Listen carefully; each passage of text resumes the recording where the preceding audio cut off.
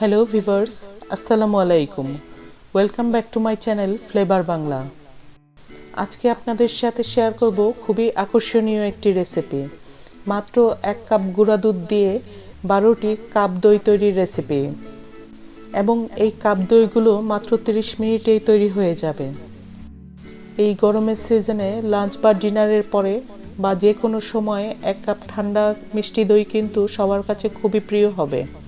আপনি এরকম করে তৈরি করে সবার জন্য পরিবেশন করতে পারবেন। কোনো প্রকার ঝামেলা ছাড়াই ঝটপট তৈরি হয়ে যাবে এই মিষ্টি দইটি। নিত্য নতুন রেসিপি পেতে সবার কাছে আমন্ত্রণ রইল আমার চ্যানেলটিকে সাবস্ক্রাইব ও শেয়ার করে রাখবেন। এবং আমার চ্যানেলের একটি ফেসবুক পেজ আছে ফ্লেভার বাংলা নামে, সেই পেজটিতে আপনারা ফলো করে রাখবেন। আশা করছি রেসিপিগুলো সহজেই পেয়ে যাবেন। ফেসবুক পেজের লিংক আমি ডেসক্রিপশন বক্সে দিয়ে রাখব। প্রথমে অর্ধেক কাপ টক দই একটি ছাঁকনিতে নিয়ে 10 মিনিটের জন্য পানি ঝরিয়ে নিচ্ছি। তারপর একটি প্যানে 1 কাপ গুঁড়া দুধ নিয়ে নিচ্ছি, সাথে 3 কাপ পানি দিয়ে মিলিয়ে নিচ্ছি। যে কোনো ব্র্যান্ডের গুঁড়া দুধ ব্যবহার করা যাবে, কিন্তু ফুল ফ্যাট গুঁড়া দুধ ব্যবহার করতে হবে। এবার সাথে 1/4 কাপ চিনি দিয়ে ভালোভাবে মিলিয়ে নিচ্ছে।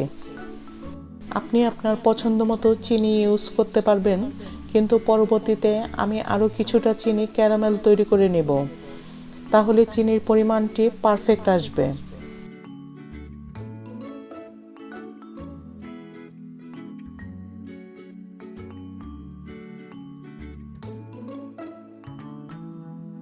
তারপর দুধ, চিনি ও পানির মিশ্রণটি চুলায় বয়েল করে নিচ্ছি। অনবরত নাড়াচাড়া করে বয়েল করে নিতে হবে। আমার চ্যানেলে টক দইয়ের আরও একটি রেসিপি রয়েছে, আমি লিংক ডেসক্রিপশন বক্সে ও আই বাটনে দিয়ে রাখবো, আপনারা দেখে নিতে পারবেন। আশা করছি আপনাদের কাছে ভালো লাগবে। আমি সবসময় চেষ্টা করি আমার চ্যানেল থেকে সহজ, মজাদার ও আকর্ষণীয় রেসিপিগুলো আপনাদের কাছে শেয়ার করার জন্য। কিভাবে একটি রেসিপি পারফেক্টভাবে তৈরি করা যায় এবং স্বাদে গুণে অনন্য হয় সেই চেষ্টাই করি। ডেসক্রিপশন বক্সে আমার চ্যানেলের ফেসবুক পেজ ও গ্রুপের লিংক দেয়া থাকবে, আপনারা লাইক দিয়ে রাখবেন। আশা করছি আপনাদের কাছে রেসিপিগুলো খুব দ্রুতই পৌঁছে যাবে।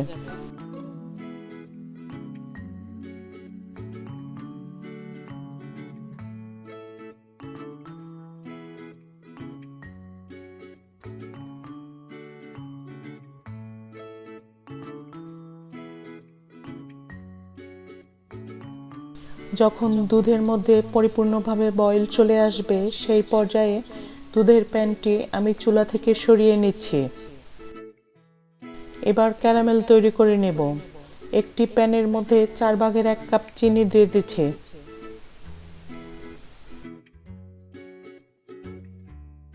সাথে 2 টেবিল চামচ পানি দিয়ে দিচ্ছি। তারপর মিডিয়াম টু লো হিটে জাল করে নিচ্ছি।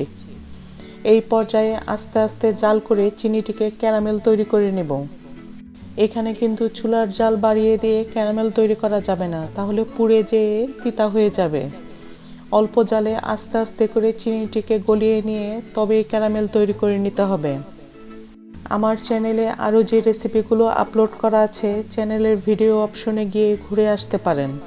আশা করছি প্রতিটি রেসিপি আপনাদের কাছে খুবই ভালো লাগবে। এই ক্যারামেল তৈরি হয়ে যাওয়ার পর আস্তে আস্তে করে দুধের মধ্যে ক্যারামেলটিকে ঢেলে দিচ্ছি।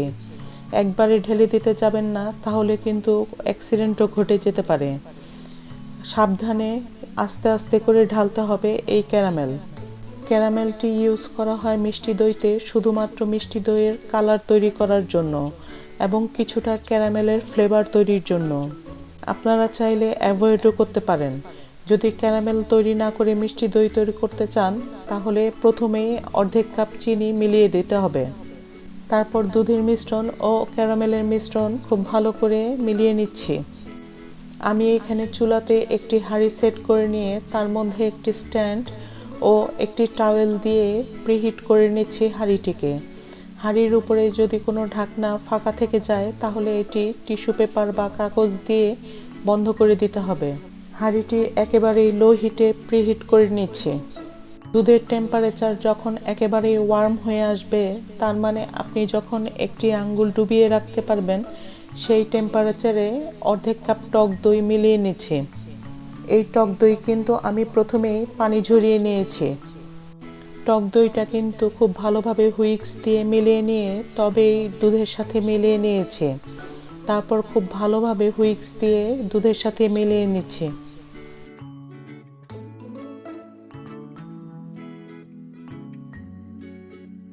এবার দইয়ের মিশ্রণটি ঢালার সুবিধার্থে আমি একটি মগে ঢেলে নিয়ে কাপে ঢেলে নিচ্ছি। আপনারা এভাবেও ঢেলে নিতে পারেন অথবা চামচ দিয়েও কাপে ঢেলে নিতে পারবেন। সেট করার সুবিধার্থে আমি একটি ট্রেতে খালি কাপগুলো সেট করে নিয়েছি। এই ট্রেতে 10টি কাপ সেট করা সম্ভব হয়েছে, বাকি দুটো আমাকে আলাদা তৈরি করতে হয়েছে।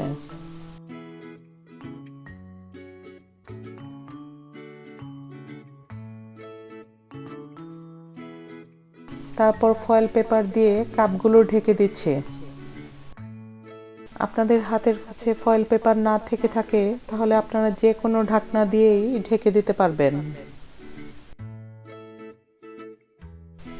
আমি এখানে স্ট্যান্ডের উপর টাওয়েল সেট করে নিয়ে টাওয়েলটিকে একটু প্রিহিট করে নিয়েছিলাম। তারপর এখানে সেই ট্রেটি সেট করে নিয়ে টাওয়েল দিয়ে ঢেকে দিচ্ছি। তারপর হাঁড়ির লিড দিয়ে ঢেকে ঢাকনা দিয়ে আটকে দিচ্ছি। এমনভাবে চেপে ঢাকনা দিয়ে আটকে দিচ্ছি যেন কোনো অবস্থাতেই বাতাস বের না হতে পারে। আর চুলার টেম্পারেচার কিন্তু একেবারেই লো হিটে আছে।